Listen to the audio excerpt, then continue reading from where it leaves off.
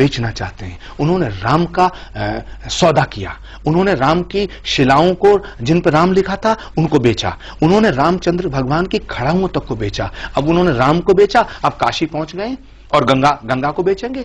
इतने दिन से 3 महीने होने को जा रहे हैं इस सरकार को। मैं बड़ी साफ दिल से कहना चाहता हूं कि काम एक रत्ती का नहीं हुआ है, लफ्फाजी हो रही है कोरी, मुझे ये बताइए, हो रही है गंगा के नाम पर। आपने जो बात कही कि राम के नाम पे सौदा हो रहा है, गंगा का सौदा हो रहा है। आप भारतीय संत समिति के अध्यक्ष हैं और भी बहुत सारे ऐसे ऑर्गेनाइजेशन हैं जो धर्म की रक्षा के लिए हैं, धर्म को किसी तरह से व्यवसाय में ना बदला जाए उसके लिए। आप लोग विरोध क्यों नहीं करते?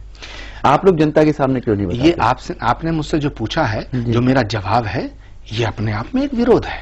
और माफी के साथ कहना चाहता हूं मैं कि नरेंद्र मोदी जी की सरकार जब से आई है तो संत जो है दहशत में है।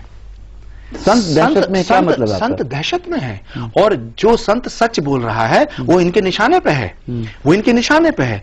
ये देश केवल इसकी खूबसूरती पता क्या है? इसकी खूबसूरती ये है कि यहाँ मोहम्मद रफी गीत गाता है कि बड़ी देर भई नंदलाला तेरी राह तकें ब्रजवाला।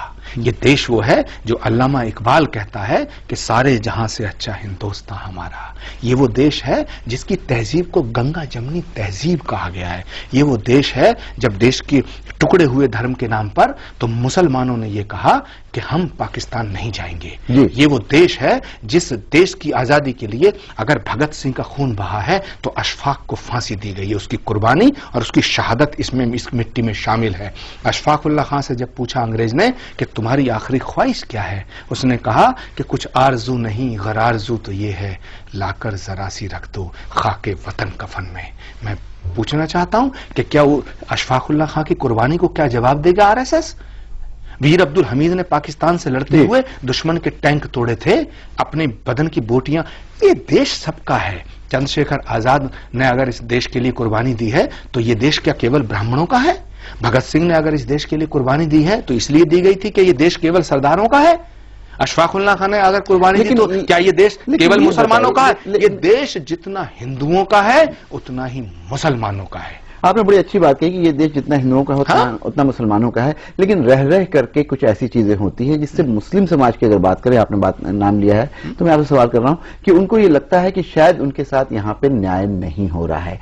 अभी कुछ दिनों से आपने देखा होगा कि बहुत सारे मुसलमान नौजवान दहशतगर्दी आतंकवाद के आरोप में पकड़े जाते हैं, बरसों बरस तक जेल में रहते हैं और उसके बाद एक अदालत ये कहती है कि नहीं, इनके ऊपर जितने आरोप थे वो गलत पाए गए। इसके लिए किसको जिम्मेदार आप मानते हैं?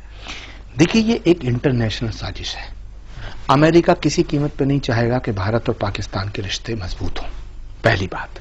दूसरी बात है, हमारे कुछ लोग भोले हैं, उनकी शराफत का नाजायज फायदा उठाया जाता है। मिसाल के तौर पे इतिहास गवाह है, गांधी की हत्या किसी मुसलमान ने नहीं की। इंदिरा गांधी की छाती को छलनी किसी मुसलमान ने नहीं किया।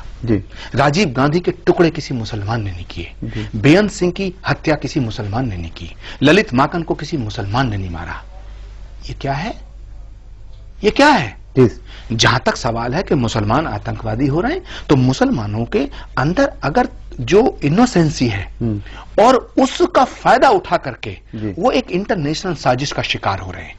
लेकिन मैं इस बात को मानने को तैयार नहीं हूं कि केवल मुसलमान आतंकवादी है। ये जितने नाम मैंने गिनाए हैं तो ये क्या आतंकवाद नहीं था? तो क्या ये कह दिया जाए कि सारे सरदार आतंकवादी हो गए? क्या ये कह दिया जाए कि सारे नाथुराम गॉडसे ने अगर गांधी की हत्या की तो सारे उस कम्युनिटी को पूरा जिम्मेदार ठहराया जाए?